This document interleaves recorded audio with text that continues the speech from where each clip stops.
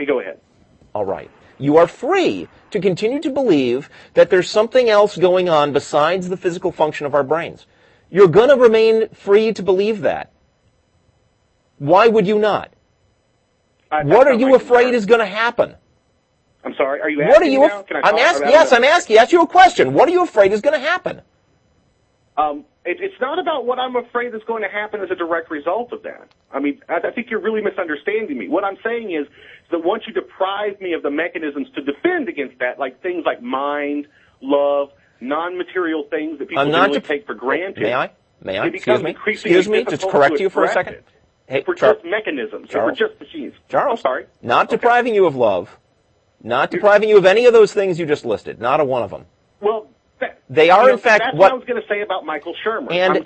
And by the way, atheists are not depriving you of anything. Atheists are pointing out that you already lack the ability to prove the things that you seem to want to prove. I disagree. And like I said... Yes, well, okay, fine.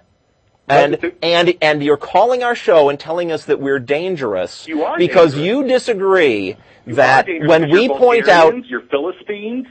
You are exceedingly practical scientism. No, not scientism. Answers. Scientism. You don't get to just make up words in order to knock down straw. May I ask? I just want to verify. Has this caller insulted us enough? Has this caller insulted us enough that we may now insult him in return? Probably. I would very much like to. Probably. Really let me tell you my argument. Charles, you haven't got one, dude. That's the problem. Hang on. Everybody stop. Charles, a minute ago, you said that you know that humans are more. No, that's not what I said. I said I know that there are non-material things that the materialist structure doesn't allow for, that I know. Okay. How do you know this? Because I've had direct experience with them, as have you. Would you like the example? Sure. I'd like an argument, not an example. Okay. Well, I take it for granted that you've read a novel. Yes. Okay. Where was that novel located when you read it? In my hands. Well, that's where the text was. That's and I'm correct. The distinction between... That's correct. I had a conceptual perception of the novel. It existed only as a physical brain state. And if you think there was more to it... That isn't sufficient. That isn't sufficient because... How do you know it's not sufficient? How do you know it's not sufficient? Because it doesn't take into account the two different minds that are involved in the ultimate fruition of the novel. To say that it's a brain state for you isn't sufficient to take into account that brain which created it, that mind. Which the brain that created it, brain that created it, has one conception of the novel, and the guy that reads it has a different conception of the novel. No, that's inaccurate. That's really a rudimentary, insufficient understanding of it. Really? Because the object itself is not reducible. It's not an object. It's Let me say this: tree, Matt Dillahunty, tree. What just happened? I'm not very specific. You said a word that conveyed an idea in the English language, which brought into... You're going to let me finish, or am I going to hang up on your ass? Which brought into my head the concept of a plant. What there is in my head as a physical brain state, because of what you said, the concept. You do not get to conflate your idea of a tree with my idea of a tree, and then say that because there are two ideas of a tree, there's something we can't explain. Because you got a brain, despite evidence to the contrary, and so do I. I think you're missing the point. Okay.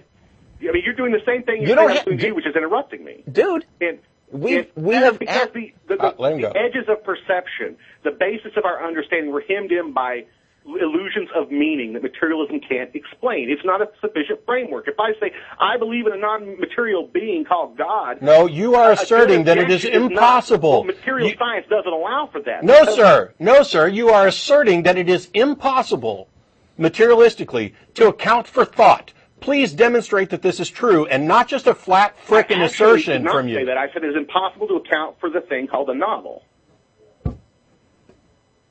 You're talking about thought. I'm talking about the novel. The novel. Now here's what I'm saying. That is an abstract concept. I'm not suggesting. I'm sorry? The novel, as you're using it, is an abstract concept. I'm talking about... I don't believe in the ghetto of conception like you do. I don't believe love is just a chemical fever with all this other poetic baggage. What else is it, and how do you know that it's more? You know what I think is dangerous? You know what I think is dangerous? I think it's dangerous for us to be living in a world where we are, in fact, discovering the physical basis for things. And there's people like you. There's people like you. Hey, you called us to call us dangerous. Right back at you. Okay? Cavemen like you who want to reject what has actually been discovered because it kind of creeps you out. What has been discovered? You are What has been discovered? What are you talking about? We know vast amounts about how the brain works. I'm not talking about the brain. I'm talking about the mind. I've had my say, and you've had your say over and over and over again. What is the mind? What is the mind? Rather ineptly, what is the mind? What is the mind? What is the mind? That's a great question. And because I'm a solipsist, because I am uncertain. You're a solipsist? I'm trapped like most people. Why didn't you start? If you're a solipsist, we're all just figments of your frickin' imagination anyway, so why don't you stay home and mentally masturbate instead of calling and wasting time on our show? Ask yourself why you're imagining, a couple of guys like us who are going to sit here and argue with you. If in fact, the entire universe is just, an imaginary creation of your own. Yeah. Wow.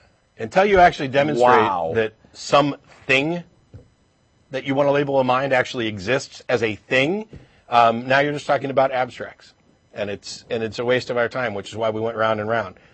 Enough of that. Yeah, I didn't go far enough. I think it's dangerous to live in a world with nuclear bombs when there's solipsists running around loose. It's dangerous that you guys are actually in favor of investigating to discover the real versus the unreal. Well, sorry, some of us give a damn. Hey, hi.